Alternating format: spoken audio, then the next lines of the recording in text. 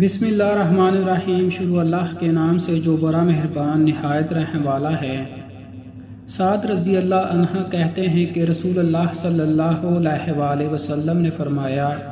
مسلمان کو گالی دینا فاسق اور اس سے لڑنا کفر ہے۔ جریر بن عبداللہ رضی اللہ عنہ کہتے ہیں کہ رسول اللہ صلی اللہ علیہ وآلہ وسلم نے حجۃ الوداع میں فرمایا،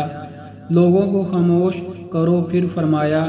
تم میرے بعد کافر نہ ہو جانا کہ تم میں سے بات بات کی گردن مارنے لگے۔ عبداللہ بن عمر رضی اللہ عنہ کہتے ہیں کہ رسول اللہ صلی اللہ علیہ وآلہ وسلم نے فرمایا، تم پر افسوس ہے، تمہارے لیے خرابی ہو،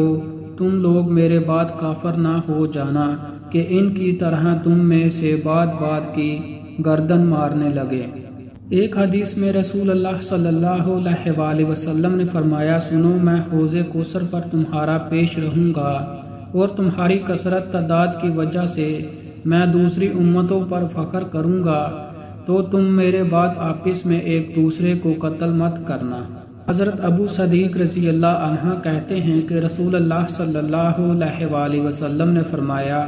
جس نے نماز فجر پڑھی وہ اللہ تعالیٰ کے حفظ و ایمان میں یعنی پناہ میں ہے۔ اب تمہیں چاہیے کہ تم اللہ کے ذمہ عہد کو نہ توڑو،